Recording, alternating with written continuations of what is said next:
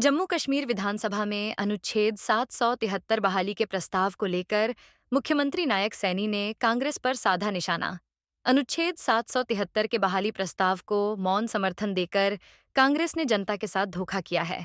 कांग्रेस को बताना चाहिए कि वह किन लोगों के साथ है। जो लोग पाकिस्तान की मजबूती चाहते हैं, कांग्रेस उनके साथ है, या कांग्रेस उनके साथ है जो देश को तोड़ना चाहते हैं। अनुच्छेद 370 के खाते में के 10 खात्मे के बाद जम्मू कश्मीर ने विकास की नई ऊंचाइयों को छुआ है।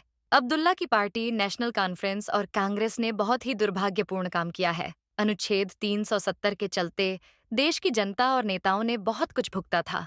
10 साल के कार्यकाल के दौरान जम्मू कश्मीर में नई परियोजनाएं शुरू हुईं, पंचायत के चुनाव हुए, लोगों को सुविधा मिली। जम्मू में लंबे समय से रह रहे वाल्मीकि, गोरख पहाड़ी और गुर्जर समुदाय को न केवल वोट का अधिकार मिला, बल्कि उन्हें आरक्षण भी मिला। क्या कांग्रेस इन समुदाय के साथ फिर से अन्याय करना चाहती है? कांग्रेस के इरादे ठीक नहीं लग रहे हैं। राहुल गांधी भारतीय जनता पार्टी पर आरक्षण खत्म करने का आरोप लगाते हैं। राहुल गांधी विदेश में भी जाकर आरक्षण को लेकर झूठ बोलते हैं।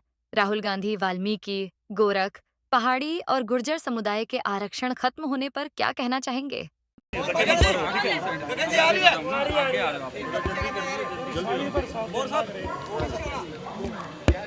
जतिन देखिए। ओके सर, साहब आज से सदस्यता अभियान शुरू हुआ है, आपने भी सदस्यता ली है, किस तरह से?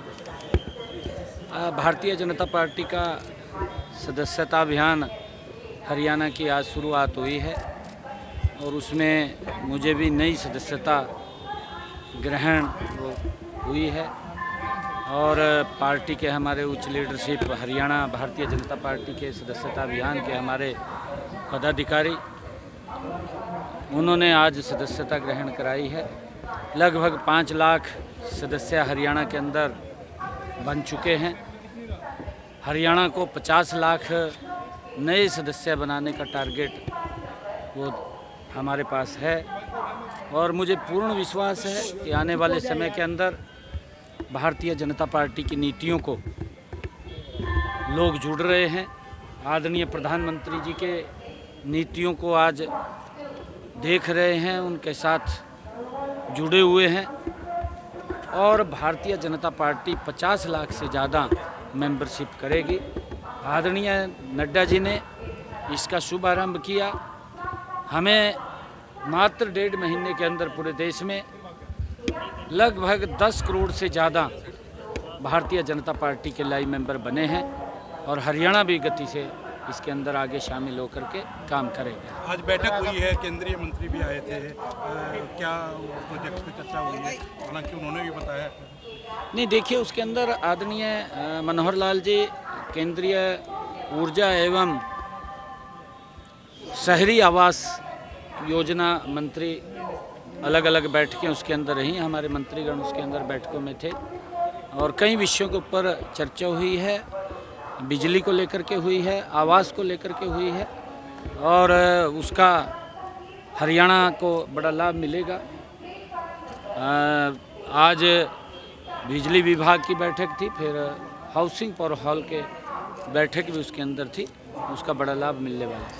सर जब जम्मू कश्मीर में जो घटनाक्रम हुआ विधानसभा में भाजपा विधायकों के साथ मारपिटाई की गई, 370 जो है वो वापस लाने की बात जो है वो कर रहे थे, तो किस तरीके से देखते हैं इस घटनाक्रम? देखिए दुर्भाग्यपूर्ण है, कांग्रेस का चेहरा वो नकाब आप जनता के सामने, पूरे देश के सामने आ गया है। जिस जम्मू कश्मीर के अंदर जो परमट प्रथा थी, जो धारा 370 थी, जो 35A था, जिसको समाप्त करने के लिए भारतीय जनता पार्टी और पूरा देश लगा हुआ था। डॉक्टर श्यामा प्रसाद मुखर्जी जैसे महान नेता ने अपना बलिदान दिया और उस धारा 370 को आदरणीय नरेंद्र मोदी जी ने समाप्त किया और वो दौर जो आतंकवाद का जम्मू कश्मीर के अंदर दौर था, उस दौर को भी समाप्त किया। लोग शांति से रह रहे थे, जम्मू कश्मीर विकास की नई ऊंचाइयों को छू रहा था, परंतु कांग्रेस और वहाँ का क्षेत्रीय दल जो जम्मू कश्मीर, जो फारूक अब्दुल्ला की जो पार्टी है, उस पार्टी ने अपने मैनिफेस्टो में भी कहा था, अब विधानसभा के अंदर भी वो बिल लेकर के आए कि धारा 370 और 35A जो समाप्त हुई थी कि उसको बहाली को लेकर के उन्होंने विधानसभा के अंदर वो बिल लेकर के आए, वो दुर्भाग्यपूर्ण है।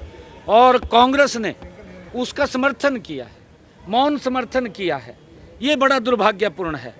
कांग्रेस ये स्पष्ट करे कि वो देश ऐसी ताकतों के साथ जो पाकिस्तान की मजबूती के लिए काम करती हो और देश के अंदर ऐसी ताकतें जो इस देश को तोड़ने का काम करती हों, क्या कांग्रेस पार्टी उनके साथ खड़ी है? ये स्पष्ट करे, कांग्रेस को बताना होगा। क्योंकि धारा 370 जिसके ऊपर हमारी पीढ़ियों ने उसको भुगता है, हमारे बड़े नेताओं ने उसके ऊपर बलिदान दिए हैं, क्या कांग्रेस पार्टी दोबारा फिर मौन समर्थन दे करके धारा 370 का वो उसका समर्थन कर रही है? ये इसके बारे में कांग्रेस पार्टी को बताना होगा।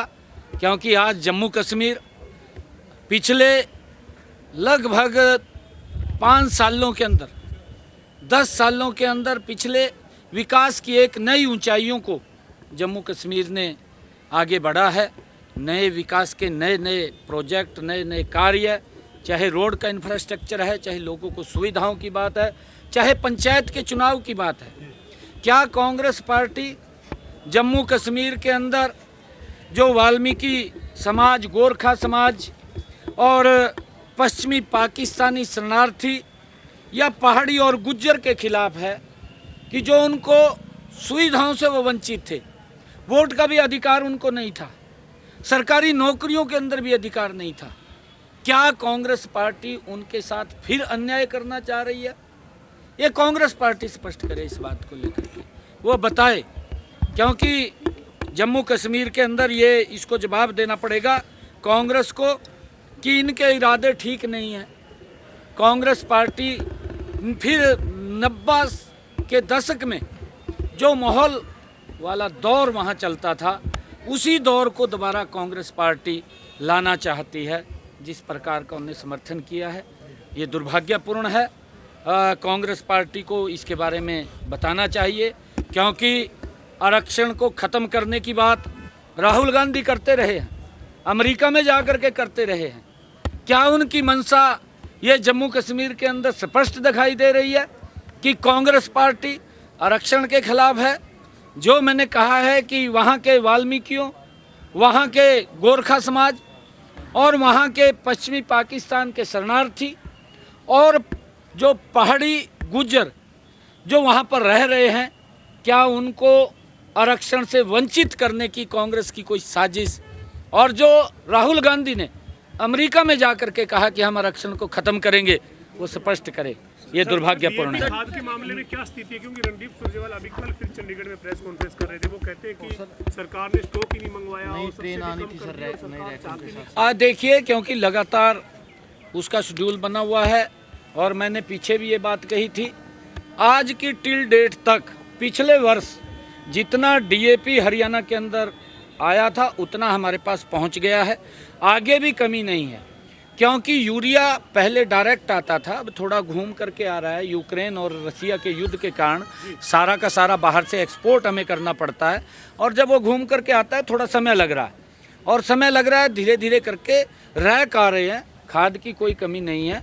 कमी क्योंकि सुरजेवाला साहब ने तो हाजिरी लगवानी हुआ, अपनी लगवा लेगा हाजिरी है का, वो उसको समस्या से नहीं है कोई मतलब, वो तो हाजिरी लगवाता घूमता है बेचारा, उसको तो उसका चेहरा टीवी के ऊपर आ जाए, बस इतना का है उसको। सर, ट्रेन में सफ़र करके जा रहे हैं आप, पहले भी इससे पहले भी दिल्ली आप जाते रहे हैं ट्रेन में सफ़र करके, मनोहर लाल जी भी ऐसे ही जाते हैं। जी, बहुत अच्छा आनंददायक सफ़र है वंदे भारत जैसी ट्रेन, जिससे क्योंकि समय की भी बचत है और अच्छा भी लगता है, लोगों से भी मिलना होता है। लेट हो